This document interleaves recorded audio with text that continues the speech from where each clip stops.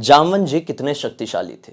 बेशक आप लोगों ने इस नाम को कई बार रामायण काल में सुना भी होगा, पढ़ा भी होगा, देखा भी होगा। जामवंत जी के पराक्रम की तुलना कई बार रावण से, मेघनाथ से, सुग्रीव, बाली, अंगद, स्वयं बजरंगबली से भी की जाती है। लेकिन ब्लडी सत्य के आज के इस एपिसोड में हम लोग ये जानेंगे, क्या सचमुच में जामवंत जी इतने ज्यादा शक्तिशाली थे, जो रामायण काल में इतने ज्यादा वृद्ध हो गए थे। कैसे कहा जाता है कि जामवंत जी अगर चाहे तो केवल एक ही प्रहार में रावण का अंत कर सकते थे। जामवंत जी अगर केवल एक रीछराज थे तो कैसे वो चिरंजीवी बने, कैसे वो उस जमाने में भी मौजूद थे, उससे पहले भी मौजूद थे, समय से पहले भी मौजूद थे और कलयुग के बाद भी मौजूद रहेंगे। कैसे जामवंत जी की ख्याति इस दुनिया में इतनी ज्यादा बढ़ गई, कैसे इनका जन्म हुआ, सब कुछ डिटेल में समझेंगे। कैसे ये आखिरी अवतार भगवान विष्णु के कल्कि अवतार का एक तरीके से प्रशिक्षण करेंगे। डिटेल में जानते हैं, बिना देरी किए वीडियो की शुरुआत करते हैं। वीडियो की शुरुआत करने के लिए हमें जाना पड़ेगा इस ब्रह्मांड की शुरुआत से भी पहले, एक ऐसे समय में जब मानो कि समय का भी निर्माण नहीं हुआ था, समय की भी रचना नहीं हुई थी। इस ब्रह्मांड में केवल और केवल शून्य था। उस जमाने में दो राक्षस बहुत ही ज्यादा प्रतापी साबित हुए, जिनका नाम था मधु कैटव।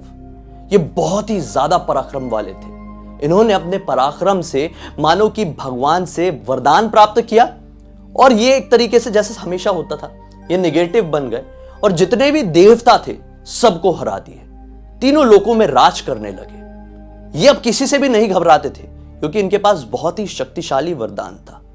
ये अपने घमंड में चूर होकर भगवान ब्रह्मा के पास पहुंच गए और भगवान ब्रह्मा को चुनौती देने लगे। भगवान ब्रह्मा जानते थे कि इनको मारना इतना ज्यादा आसान नहीं है, तो भगवान ब्रह्मा इनके ललकार के कारण अपना पसीना निकाले और भगवान ब्रह्मा के पसीने से ही जामवंत जी का जन्म हुआ। कब जन्म हुआ? जब ब्रह्मांड का जन्म भी नहीं हुआ था, तब समय का भी जन्म नहीं हुआ था, जामवंत जी का जन्म हो गया।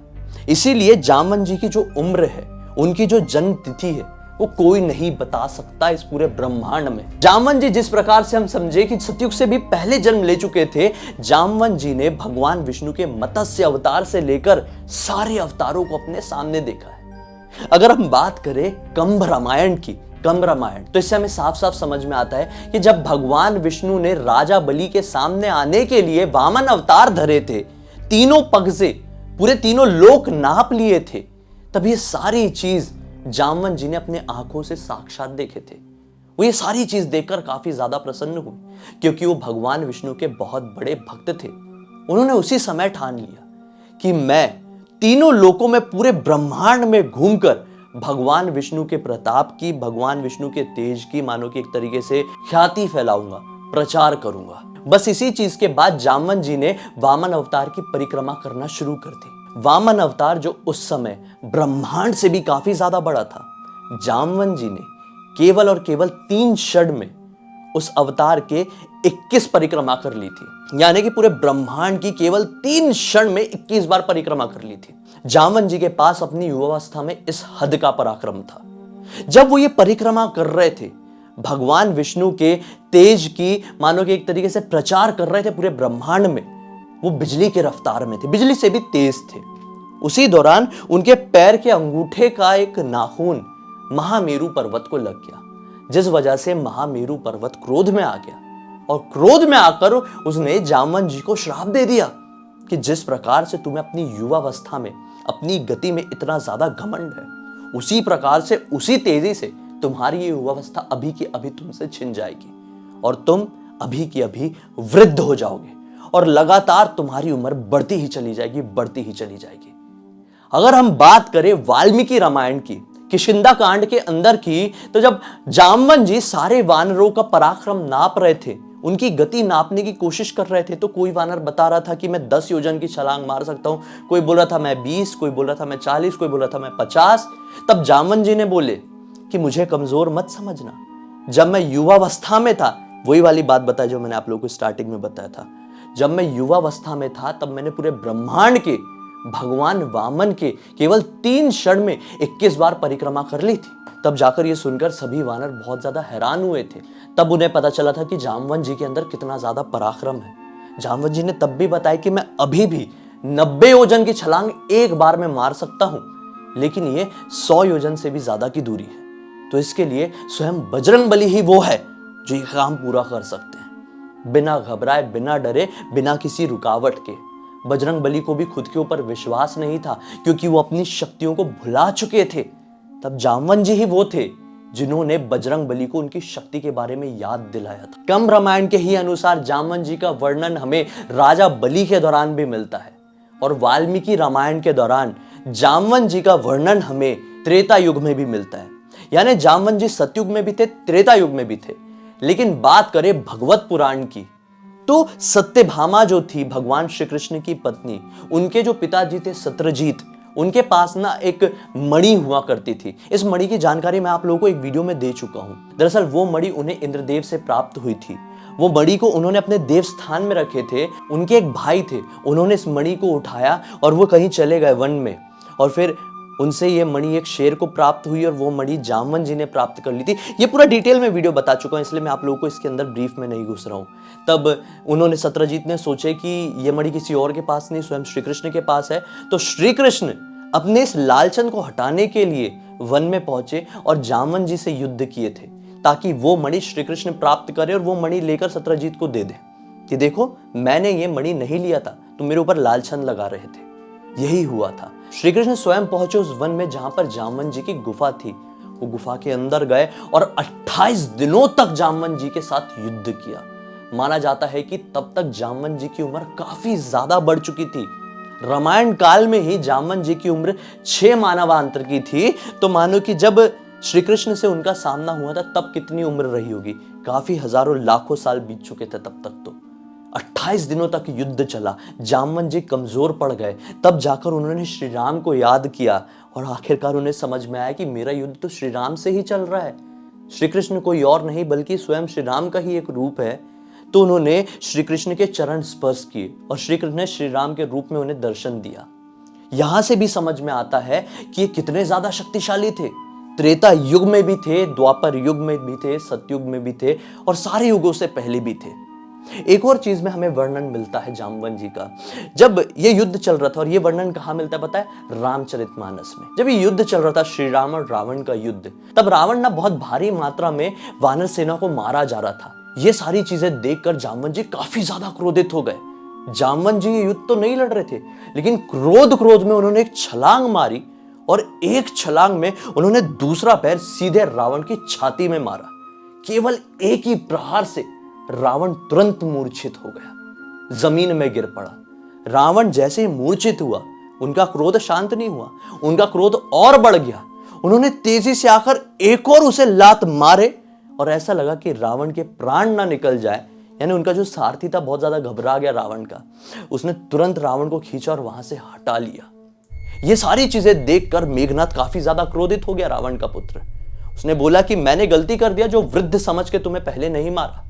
मेरा सामना करो, सामना कर सकते हो तो मेरे पर आकर। मेघनाद जो माना जाता है कि सबसे ताकतवर असुर था, मेघनाद जितनी ताकत किसी भी दैत्य असुर दानव में नहीं थी।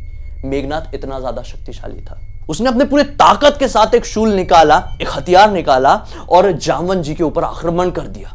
इतनी वेग के साथ वो शूल आ रहा था ना कि जामवंत जी ने केवल एक बार में उसे पकड़ लिया और वापस से मेघनाद के ऊपर प्रहार कर दिया।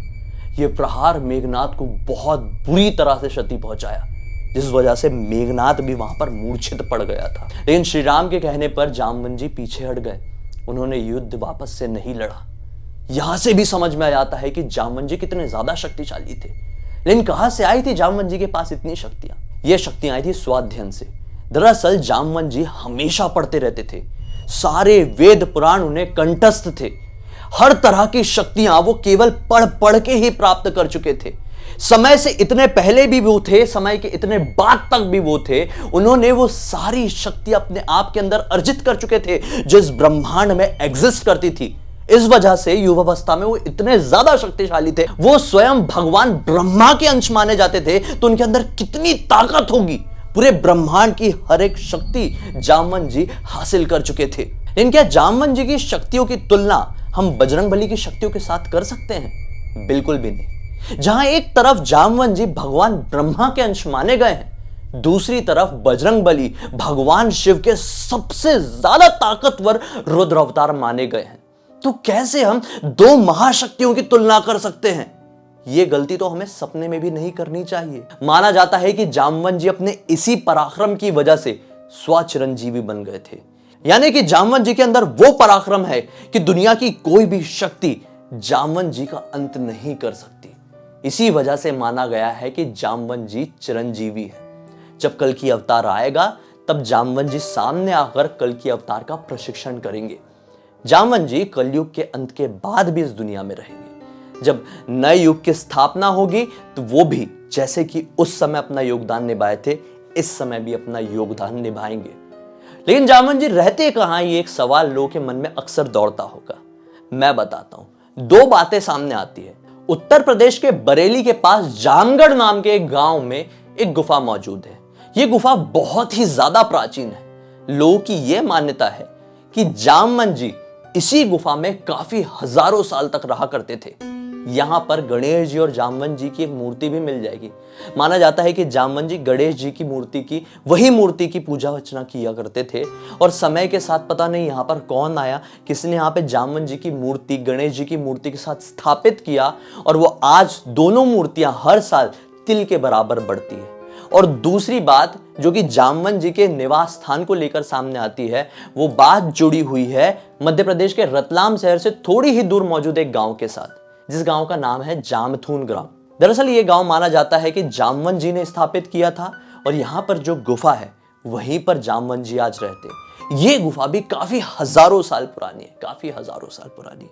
लेकिन किसी इंसान के अंदर इतना ज्यादा पराक्रम नहीं है, किसी के अंदर इतनी शक्ति नहीं है कि वो स्वयं अपनी खुली आंखों से जामवंत जी को देख सके। कोई देख लेगा तो जैसा मैं हमेशा बोलता हूं, उनके तेज को बर्दाश्त नहीं कर पाएगा। इस वजह से, अपने पराक्रम की वजह से ही, इस दुनिया के भलाई के लिए ही जामवंत जी इस दुनिया के सामने नहीं आते हैं। अब अगर किसी के पास इतना ज्ञान, इतना पराक्रम होता है तो इतनी शक्ति तो उसके पास होती ही है कि वो अपनी इच्छा के अनुसार ही किसी को दर्शन दे सके। तो ऐसा ही जामवंत जी के साथ भी है। तो उम्मीद करता हूं कि आज के इस वीडियो में दी गई जानकारी की वजह से आप सभी लोगों को रामायण के एक ऐसे किरदार के बारे में जानकारी मिली जो कि बहुत चहीता और बहुत चर्चित था, लेकिन ज्यादा जानकारी ज्यादा लोगों के पास नहीं थी। अब तक इस वीडियो को देखे कुछ अनोखा पता चला है, पसंद किए हैं तो लाइक और शेयर जरूर करना, ताकि आप सभी लोगों के साथ दूसरों का भी मनोरंजन हो। दोस्तों, मुझे पहली बार देख रहे हैं तो इस चैनल को सब्सक्राइब करके बेल आइकन दबा के ऑल के ऑप्शन में क्लिक करना, क्योंकि इसी तरह के हैरान कर देने वाले अनोखे वीडियो आप लोग सामने डेली लेके आते रहता हूँ। इनसा की लिंक इस वीडियो के डिस्क्रिप्शन बॉक्स में मिल जाएगी, क्लिक करके डायरेक्टली वहां पर पहुंच जाना। और आप लोगों के पास भी इसी तरह की कोई भी कहानी या टॉपिक है तो लिख भेजना, हो सकता है मेरा अगला वीडियो आप लोग की कहानी या टॉपिक के साथ ही बन रहा हो। चलिए, कल मैं फिर से मिलता हूँ, तब तक के लिए बहुत बहुत धन्यवाद। आप लोग का दिन शुभ हो। जय श्री कृष्ण, जय श्री राम।